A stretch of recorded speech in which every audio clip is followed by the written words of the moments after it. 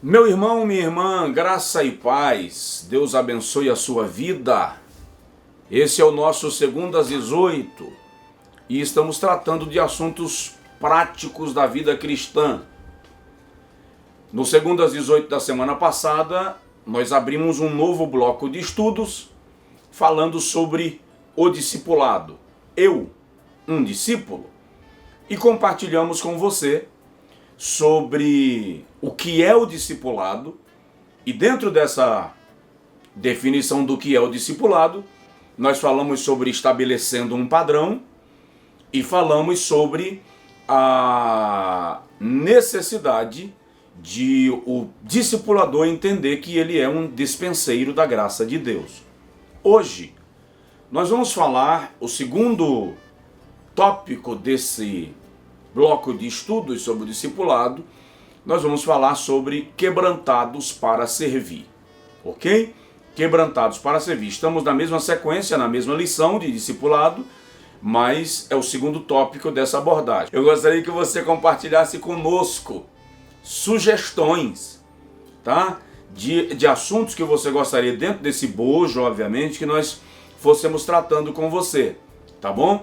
Além disso, eu gostaria que você desse um feedback, nos informe que você está acompanhando, o que está achando, que o vídeo está lhe abençoando, se você conseguiu estudar o assunto com outra pessoa, com mais alguém, se você compartilhou com mais alguém, faz isso. Torne esse trabalho um trabalho que valerá a pena, porque outras pessoas serão alcançadas pela palavra de Deus. Então, dentro do que nós vamos estudar hoje, para você compartilhar com alguém ou se reunir com alguém para estudar, o que é ser quebrantado para servir? Bom, primeiro eu quero lembrar a você que ninguém consegue ser bênção na vida de outrem se ele não experimentar um quebrantamento, tá? Ou seja, precisamos ser transformados, quebrantados para ser bênção na vida de alguém. É óbvio, o Senhor Jesus nos garante que quando nós entregamos a nossa vida a Deus, passamos a ser morada do Espírito Santo. Para você ler e conferir, primeira carta de Paulo aos Coríntios, no capítulo 3, versículo de número 15, Paulo diz que nós somos o santuário de Deus e que o Espírito de Deus habita em nós. Em 1 Coríntios capítulo 6, versículo 19, Paulo repete o assunto e diz que o Espírito de Deus habita em nós.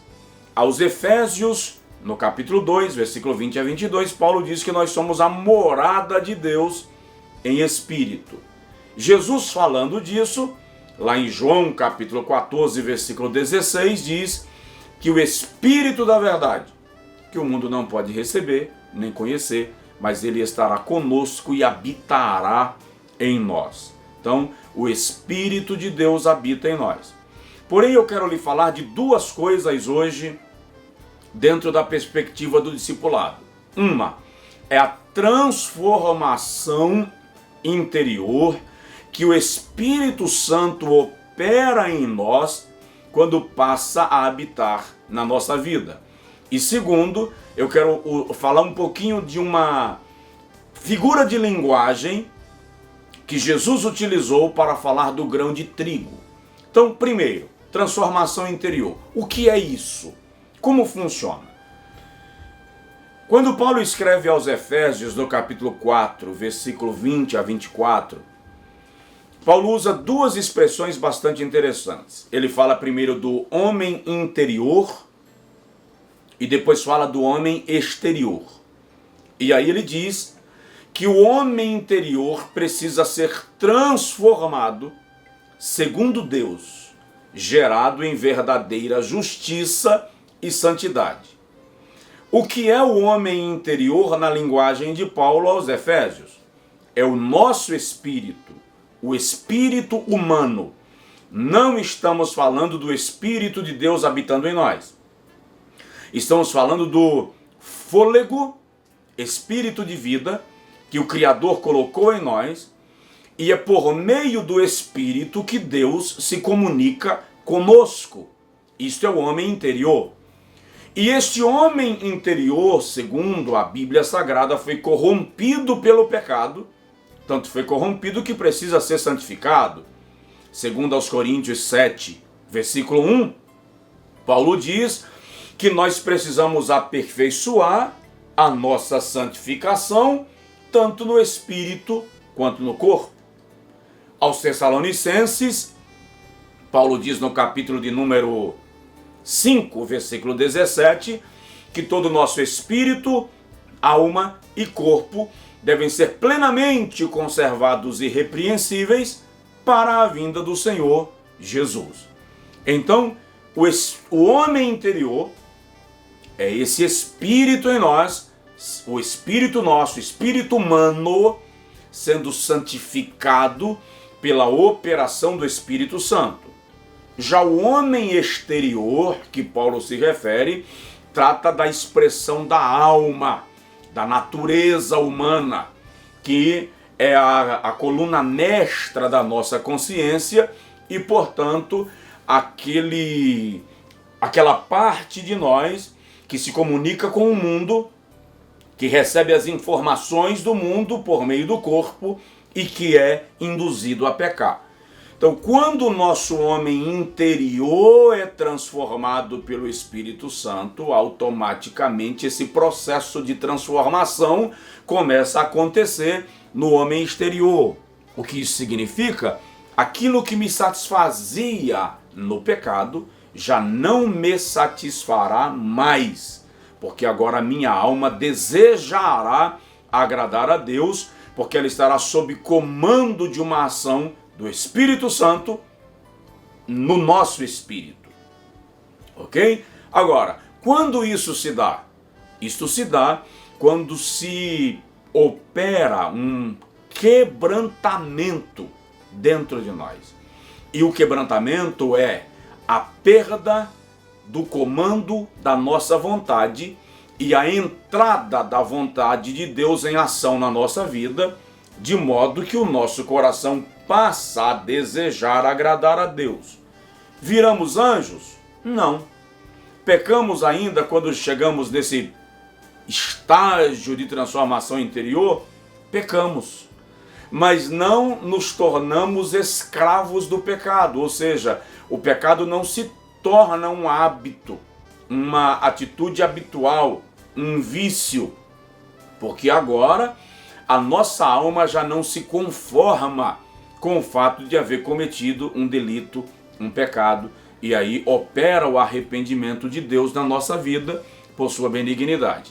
Então, tanto o discipulador quanto o discipulando, ambos discípulos de Jesus, precisam experimentar uma transformação interior.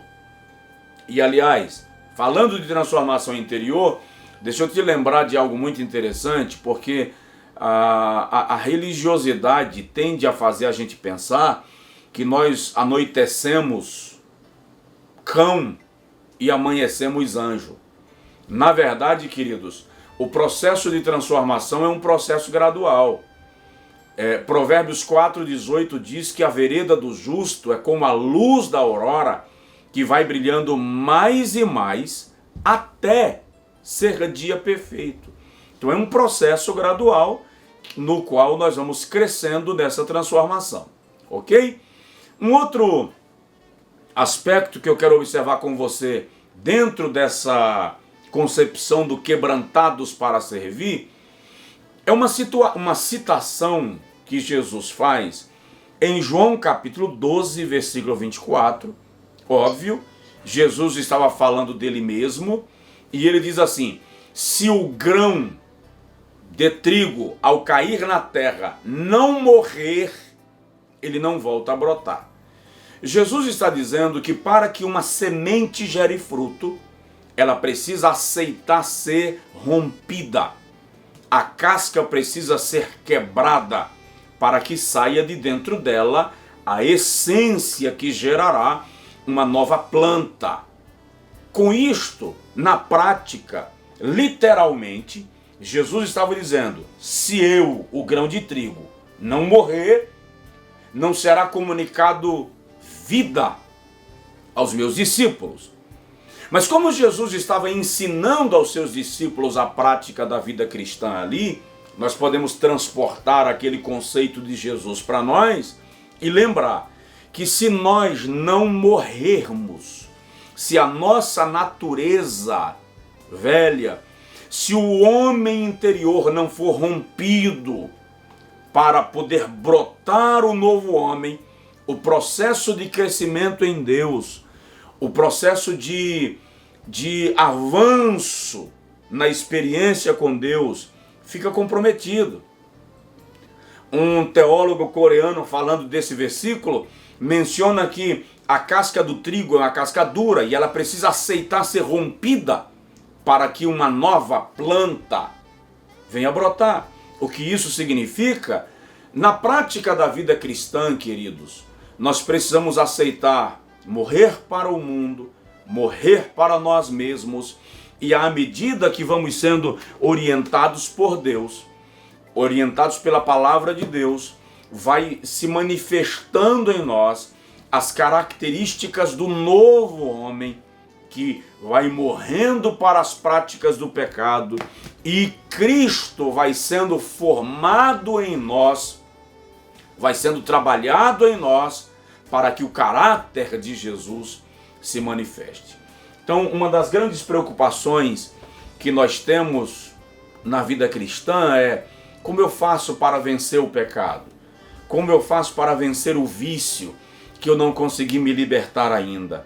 Não é a religião, não é o simples fato de ir numa igreja e fazer uma corrente de oração. Você faz uma corrente de oração, vai no altar, recebe 1 litro de óleo na cabeça, sai de lá quebrantado e untado de óleo. Quando é amanhã, daqui a uma semana, você percebe que tudo voltou a ser como antes. Essa transformação não acontece assim. Essa transformação vai ocorrer à medida que o caráter de Cristo é gerado em nós e nós vamos nos tornando discípulos de Jesus. No próximo 2:18 nós vamos estudar sobre o que é ser um discípulo de Jesus, tá? Nós vamos nos tornando discípulos de Jesus, parecidos com Ele, e a natureza de Jesus vai sendo gerada dentro de nós para a glória de Deus. Este é o nosso 2:18. Repito e insisto, compartilhe esse vídeo, marque os seus amigos, tá? Distribua esse vídeo em seus contatos de WhatsApp, em suas redes. Nós queremos que pessoas sejam abençoadas, enriquecidas, prósperas, para a glória de Deus Pai. Em nome de Jesus, Deus te abençoe, fique com Deus, fique com a gente.